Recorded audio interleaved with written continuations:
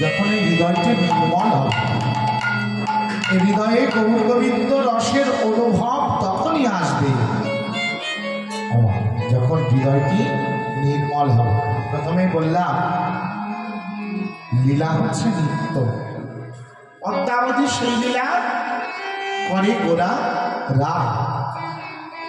কোনো কোনো ভাগ্যবান লীলা দেখিবারে পারে ওমা, তাহলে অদ্যাবধি লীলা করে গোরা রাগ করে, এটা কি বর্তমান, ভবিষ্যৎ নাকি অতীত? কোন কাল?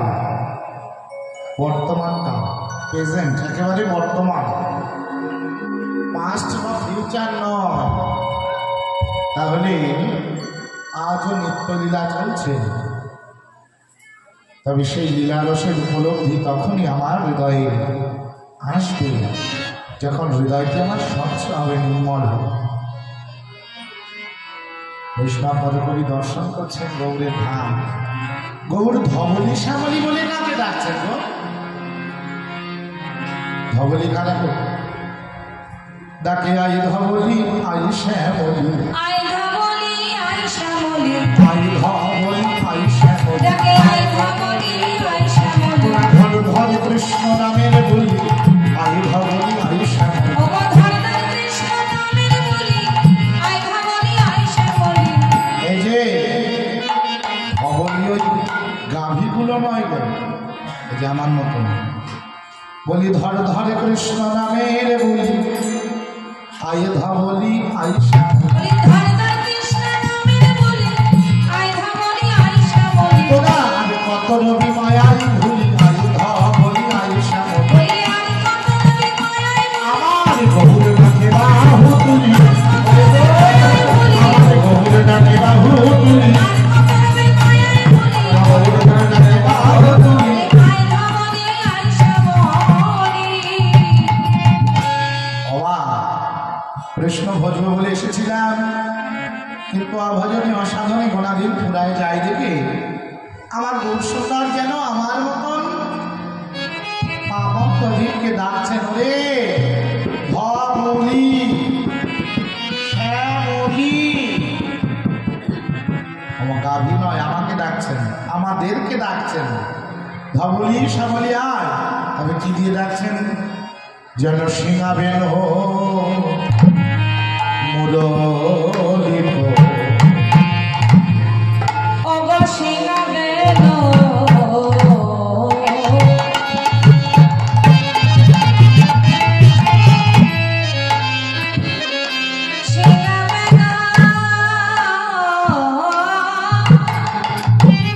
রাধে রাধে।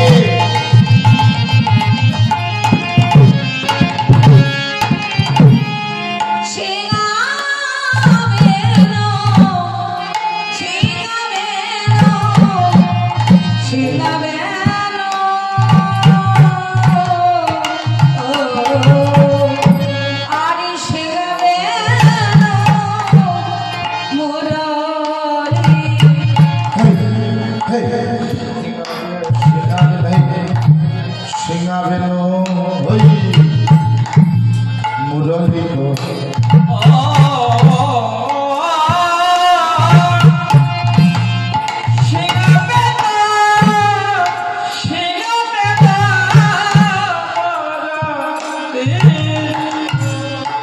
করিয়া জয় ধনে ধনী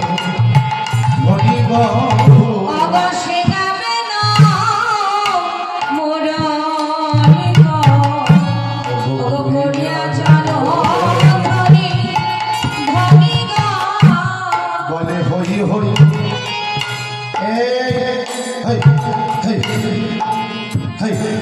মোবাইল ঘাটে না গো, বলে হই হই, বলে হই হই, বলে আমি হই, আমি হই, বলে আমি হই, আমি হই, তাকে আমি হই, আমি হই। আমি হই, আমি হই। এবার তোরাই আমার হোস বা না হোস, আমি হই, আমি হই।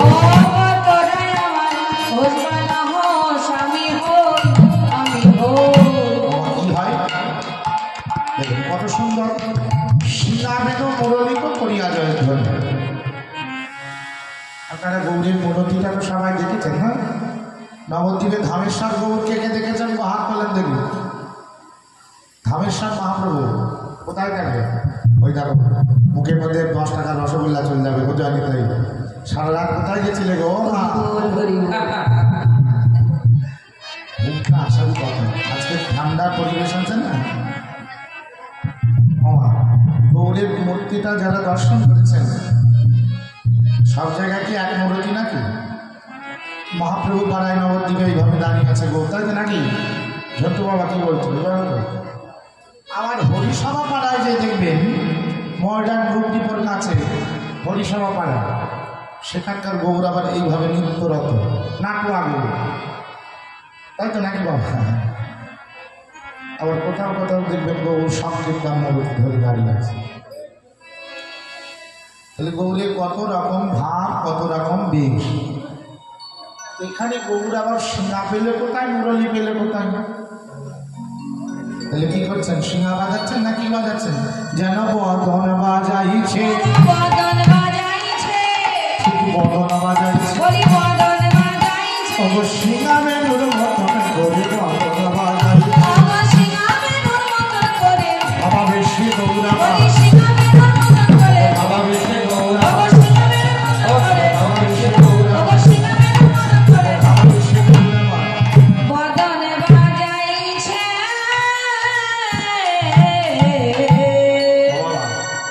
সিংহাও নাই, মুরলিও নাই। গৌরের হাতে সিংহা আছে নাকি, মুরলি আছে নাকি? তবে বদন বাজাইছে। কি বলে? দেখো হই হই বলিয়া গোরা অগ ফেরা পাচনি গো। ওগো হই হই, ওগো হই হই হই, হেই হেই লিয়া গোনা বিনয় পাচনি পাচনি গো। এই যে বলে আমি হই আমি হই, বলি আমি হই আমি হই, আমি হই আমি হই, আমি হই আমি হই। বলি আমি হই আমি হই, অগত্যরাই আমার হোস বানা হোস, আমি হই আমি হই। ওই আমার হোসনা হোস, আমি হই আমি হই। ও বাবা, গৌর আমাদের কে হন গো? কে হন গৌর?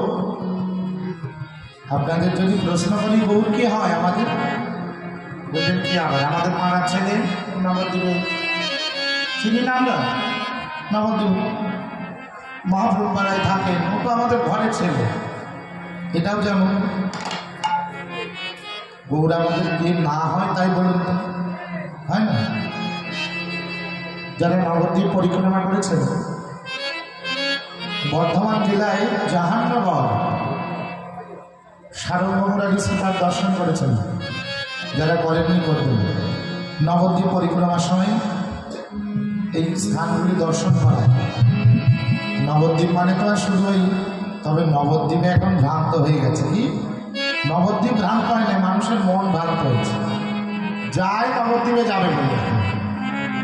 কিন্তু বাবা যেই স্বরূপগঞ্জ ঘাটে টিকিট কাটতে যায়, মনে মনে ভাবে নবদ্বীপে ভাঙাতে দেখো একটা মন্দির, রাস্তাঘাট নোংরা, ওই জায়গায় যে কি হবে, বরং একটু মায়াপুরেই যাই, একটু আরতি দর্শন করে, একটু বিকেলবেলা এসব কি বলে পার্ক পার্ক কত কিছু আছে, ঘুরে ঘুরে চলে আসে।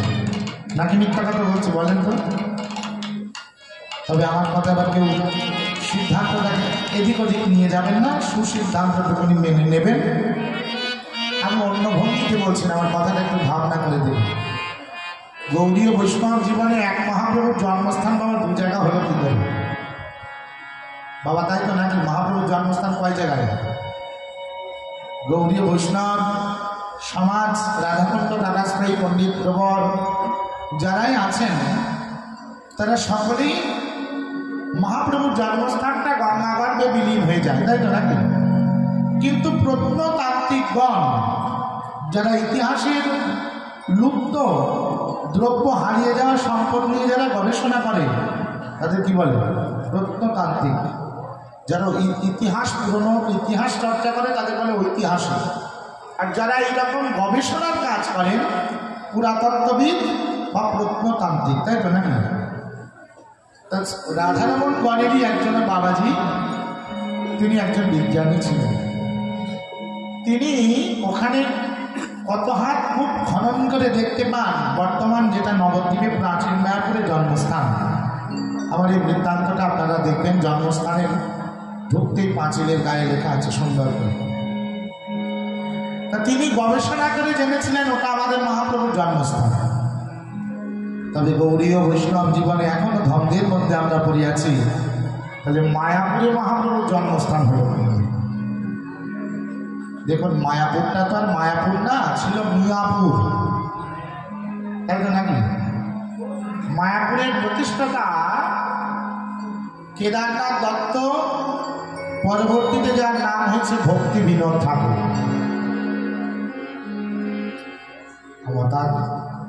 তাদের আমাদের সমাজে তাদেরকেও আমরা শ্রদ্ধা করি।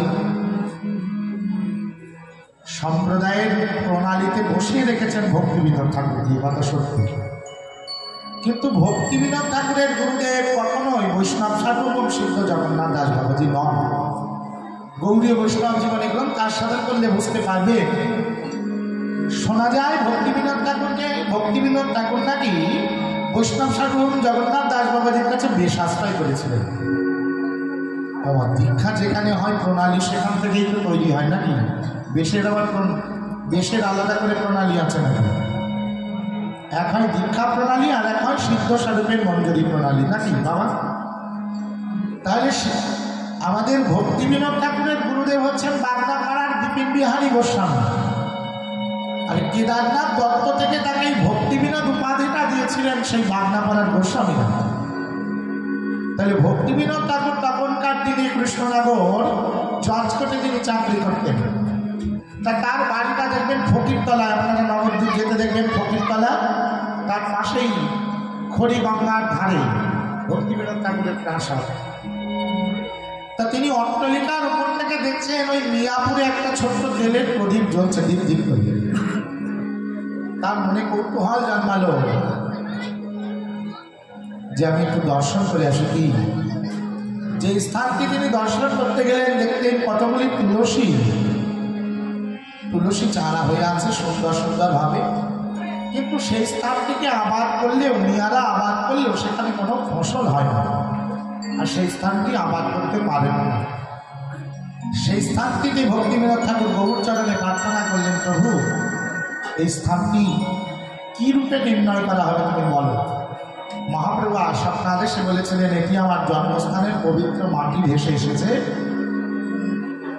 পরবর্তীতে বানানো হয়েছে বা হয়েছে সেটি মহাপ্রভুর জন্মস্থান।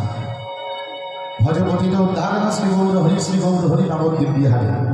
এটা আমাদের সিদ্ধ বা শুদ্ধ গোস্বামী পরম্পরা, এটাই আমাদের ভোজন আরতি, তাই তো নাকি? মঙ্গল আরতি, মঙ্গল গৌর কিশোর। দেখুন মূল ধারা, মূল ভাব থেকে বিচ্ছিন্ন হয়ে তাকে বলা শাখা, প্রশাখা, কিন্তু মূল ধারাটা সঠিকই থাকবে। আমার কথা কেউ রাগ করবেন না, অন্যভাবেও নেবেন না। তাহলে আমরা জনজাগতিক দিকে দৃষ্টি হলেও আপনারা নবদ্বীপকে, আমরা নবদ্বীপ শুধু ওই নবদ্বীপ ধাম নয়, 9টা দ্বীপের সমাহার হচ্ছে আমাদের নবদ্বীপ। তাহলে জাহ্নবরে যে দেখবেন শ্রীপাঠ সারঙ্গ মুরারি শ্রীপাঠ, তার সেবিত বিগ্রহ, কথাটি কোথা থেকে এলো? আমি হই গৌর কার না কি হয় তার প্রমাণ দেখুন। তো সারঙ্গ মুরারি শ্রীপাঠে মহাপ্রভু প্রত্যেক দিন কোথায় জাহ্নবর আর কোথায় মহাপ্রভু বাড়ি ভালো করে মনে করে দেবেন। প্রত্যেক দিন হেঁটে হেঁটে দর্শন দিতে যেতেন সারঙ্গ মুরারিকে। একনিষ্ঠ সেবক প্রভু যে বলছেন, কি গো সারঙ্গ, তোমার তো এখন বয়স হয়েছে বাবা, 2-4টে শিষ্য করো, ভক্ত করো, তোমার এই পরবর্তী সেবাটা কে চালাবে? আমাদেরও বাবা 2-4টে বললে আবার অপরাধ হবে, 2-4টে আছে, তবে আসা যাওয়া করে সেই কয়দিন, যেই কয়দিন সমাজে প্রতিষ্ঠা না পায় আর যেই একটা সমাজে প্রতিষ্ঠা পেয়ে যায় বলে হ্যাঁ ওরম গন্ডায় গন্ডায় পাওয়া যায়। আবার সমাজের একদল আছে বলে ও গুরুদেব কি দিয়েছে ভালো দেয়নি, আর আমি আবার তোকে দিচ্ছি। তৎকালীন সময়ে এইরকমভাবে বৈষ্ণব জগৎ ছিল না, আমার কথা কেউ রাগ করবেন না। গুরুদেবের অপূর্ণ যদি কিছু পেতে হতো, গুরুদেবের স্বাক্ষর লাগত বা গুরুদেবের অনুমতি সাপেক্ষ ছিল যে তুমি আলাদা কোনো জায়গায় বৈষ্ণবের কাছে জানতে পারো। তো সারঙ্গ মুরারি মহাপ্রভু বলছে তুমি 2-4টে শিষ্য করো, জানি তাই। সারঙ্গ মুরারি বলছে প্রভু আমি কারো দাসত্ব করে পারলাম না, আমি আমার কামকে শিষ্য করব, যার সেবা সেই পাঠাবে, আমার কোনো দরকার নেই। এই বলতে বলতে সারঙ্গ মুরারি জীবনের শেষ প্রান্তে এসে পৌঁছেছেন। আজকে সকাল সকাল মহাপ্রভু দিয়ে বলছে ও সারঙ্গ তোমাকে প্রত্যেক দিন বলি একটা শিষ্য করো, একটা শিষ্য করো, শোনো না কেন? সারঙ্গ আজকে মনের রাগে বলছেন যাও সারঙ্গ দেব, আগামীকাল প্রত্যুষে উঠে আমি যার বদন দর্শন করব তাকেই আমি শিষ্য রূপে গ্রহণ করব। সকালবেলায় গৌর স্মরণ করতে করতে স্মরণে নব গৌর চন্দ্র নাগর বনহারি গৌর গোবিন্দ শ্রী গুরু বৈষ্ণব হরিচরণ ঠাকুর বৈষ্ণবগণ এইরকম গুনগুন গুনগুন করতে করতে অর্ধনিমিলিত নেত্রে তিনি গঙ্গায় গিয়ে দাঁড়িয়েছেন। পতিত পাবনী গঙ্গার জলকে মস্তকে স্পর্শ করে তোমার কাণ্ড ঘটেছে কি দেখুন, ওইদিকে ঘটে নাই, ঘটনা এদিকে ঘটেছে, ওই দিক তাকাবেন না, এদিকে তাকান দয়া করে। তো যখন সারঙ্গ মুরারি ডুব দিয়ে উঠেছেন দেখছেন একজন কি যেন গায়ের সঙ্গে স্পর্শ হচ্ছে, অপবিত্র ভেবে সরিয়ে দিচ্ছেন। দেখছেন অরুণ বসন পরিহিত, ললাটে তিলক, মস্তকটি মণ্ডিত, স্কন্ধে যজ্ঞসূত্র, স্কন্ধে ভিক্ষার ঝুলি, একটা কলার ভেলাতে শোয়ানো, তাতে আবার কিছু পত্রও লেখা আছে। কি ছেলেটির উপনয়ন সংস্কারের দিন, ব্রাহ্মণের সন্তানের যখন উপনয়ন হয় তখন কি করা হয়, মস্তক মুন্ডন করে যজ্ঞোপবীত আচার্য ঠাকুরকে দিয়ে ধারণ করে অরুণ বসন পরিহিত হয়ে আগেকার দিনে 7 দিন এইরকম ঘরে রাখতে হয়। তারপরে আচার্যের কাছ থেকে ভিক্ষার মা ভিক্ষা দিয়ে নিয়ে ঘরের বাইরে আসবেন। তো সেই রাত্রেই তাকে সর্পাঘাত করেছে। তার বাবা কলার ভেলাতে করে ভাসিয়ে দিয়েছেন আর লিখে দিয়েছেন আমার এই মৃত ছেলেকে যদি কোনো গুণী গুণগান জানা ব্যক্তি ওঝা ভালো করতে পারেন তবে আমার এই সম্পদ আমি তাকে দান করব। আমার মরা ছেলে সারঙ্গ মাথায় হাত দিয়ে বলছে গৌরহরি কি তোমার ইচ্ছা গো? কাল বললাম আগামীকাল প্রত্যুষে উঠে গঙ্গায় যে আমি বা চলার পথে আমি যার বদন দর্শন করবো তাকেই শিষ্য করব। আর এই কি তুমি শিষ্য দিলে, আমার দিলে তো দিলে মরা ছেলে কেন দিলে? আমার এখানে তো গুরুদেবের পরিচয় গো, ভগবানী দূরীকরণের ঔষধ আছে আমার গুরু গৌরাঙ্গের কাছে, মরাকেও বাঁচিয়ে ফেলতে পারেন তারা। মরা ছেলেটিকে বুকের মধ্যে জড়িয়ে ধরে সারঙ্গ কর্ণে কৃষ্ণ নাম দিয়েছেন।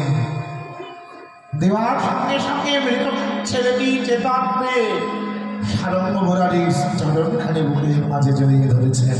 বাবা বাবা বলতে বলতে সারঙ্গ বলছে খোকারে কার ছেলে তুই, তোর ব্যক্তি পরিচয় কি? ছেলেটি বলছে প্রভু নয়ন মেলে আমি তো মরেই ছিলাম, তবে নূতন জীবন দান করেছো, আজ থেকে তুমি আমার পিতা, তুমি আমার মা। গুরুদেব তুমি যদি কৃপা করে তোমার চরণ প্রান্তে থেকে আমার দূরে সরিয়ে দাও, আমি কোথায় যেতাম বলো? গুরু গো যেন চরণ ছাড়া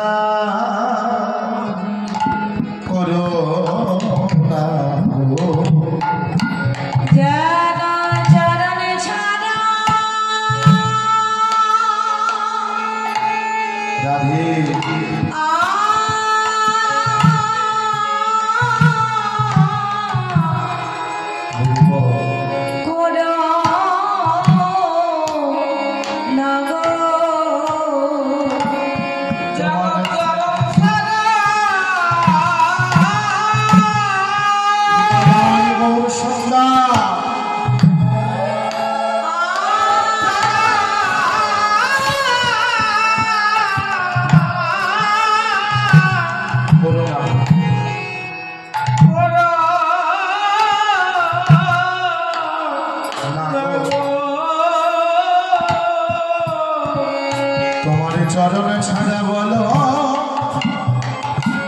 আমি কোথায় যাব গুরুদেব চরণ ছাড়া যেন আমায় বলো না গো চরণে ছাড়া কৃপাময় গুরুদেব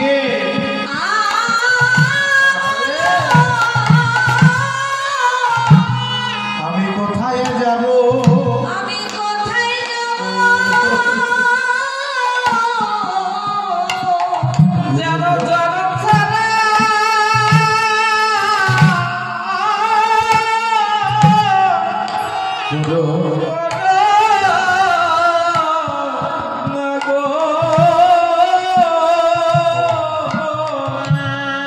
আমার হৃদয়ের অনুভূতি আমি আপনাদের কাছে ব্যক্ত করছি।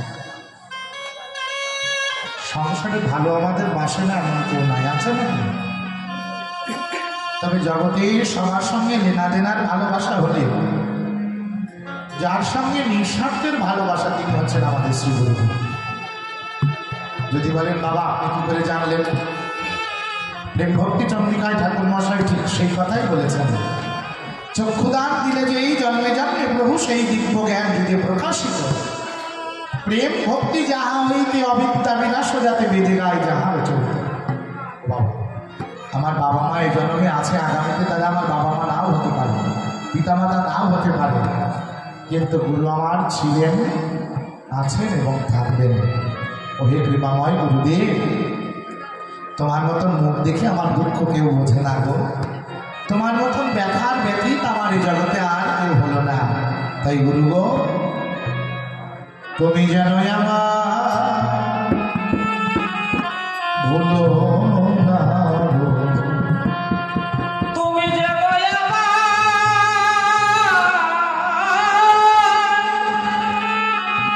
ভুলো গুরু গো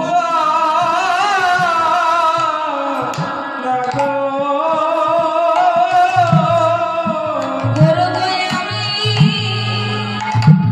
ও গো আমি ভুলে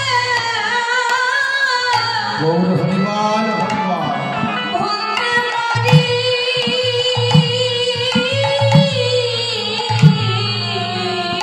তুমি যেন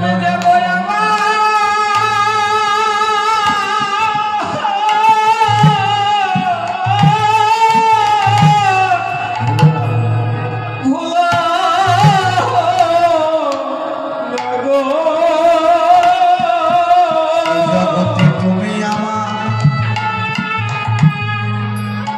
আমি তোমার।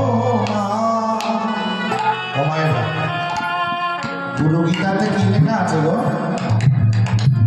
ধ্যানমূলম গোবিন্দমূর্তি, ধ্যানমূলম গৌরমূর্তি না ধ্যানমূলম গুরুমূর্তি? কি লেখা আছে? ধ্যানমূলম গুরুমূর্তি। সেই মূর্তিটাকে যদি ধ্যান করা যায় নিত্য নৈমিত্য, যোগ্য পিতার কাছে যেমন পুত্রের কাছে যেমন পিতা কোনোদিন মরে না, যোগ্য শিষ্যের কাছে গুরু কোনোদিন অপ্রকট হয় না। গুরুদেব দীক্ষা দিয়ে সকলকে একটা করে চিত্র পট দেন না, বাবা সেবা করে। গুরু পরম্পরা দেন, জনজাগতিক চিত্রপট ঝলসেও যেতে পারে, যায় না, হরি বল হরি বল জলে ভিজেও যেতে পারে। কিন্তু মানুষ পথে যার ধ্যানের মূর্তির ছবি আঁকা হয়ে যায়, এই মানুষ পথে যারা শ্রী গুরু মূর্তিকে ধ্যানে এঁকে নিতে পারেন, সে ছবি বাবা কোনোদিন মুছে যায় না, যেন সদাই ঝলমল ঝলমল করে, সদাই ঝলমল ঝলমল করে সদাই ঝলমল ঝলমল ও গো করে। সদাই ঝলমল ঝলমল করে ভাব যার হয়েছে সেই তো জানে, সদাই ঝলমল ঝলমল এ ভাব যার হয়েছে সেই তো জানে কল্যাণ জনিতা জানবে বলি যার হয়েছে সেই তো জানে যার হয়েছে সেই তো জানে সদাই ঝলমল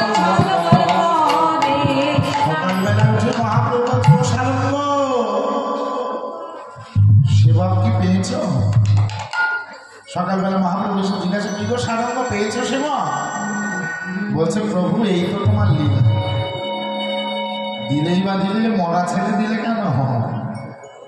প্রভু বলছেন দেখো জগতে আমরাই তো বলি, তোমরাই তো বলো জয় জয় শ্রী গুরু প্রেম পালো ওগো জয় জয় শ্রী গুরু প্রেম কল্পতরু। গুরু প্রেম কল্পতরু না, গুরু কল্পতরু। ভবব্যাধি দূরীকরণের ওষুধ তো তোমাদের কাছেই আছে, আছে না? নাম চিন্তামণি দিয়ে কত মরাও বেঁচে উঠছে না সংসার। আমার মরা দেখুন, একটা মৃতদেহকে যদি আপনি ভাটায় চূর্ণী নদীর ধারে ফেলে দেন, রাধাকুণ্ড দাদাশ্রী পণ্ডিত প্রভুর অনন্ত দাস বাবাজির সাধুকে হরিকথা 10টি খণ্ড, তার চাই 10টি তো না, কটা যেন আনলাম একদিন, অনেক। তো সেই সাধুকে হরিকথা গ্রন্থে বলছেন ব্যাখ্যা, কোন দেহ, মৃতদেহ যদি ঝরে বা জঙ্গলে ফেলে দেয়, সেই দেহকে খাওয়ার জন্য শিয়াল কুকুরকে নিমন্ত্রণ দিতে হয়। আমার তেমন এই দেহটা যখন গৌর গোবিন্দ স্মরণবিহীন হয়ে যায়, আরো হয় যখন নামবিহীন হয়, তবে এই দেহটা মৃত। একমাত্র গুরুদেবই পারেন তার লীলারসের উপলব্ধি দ্বারায় আমাদের দেহটাকে, আত্মাটাকে বাড়িয়ে শ্রী গৌরাঙ্গ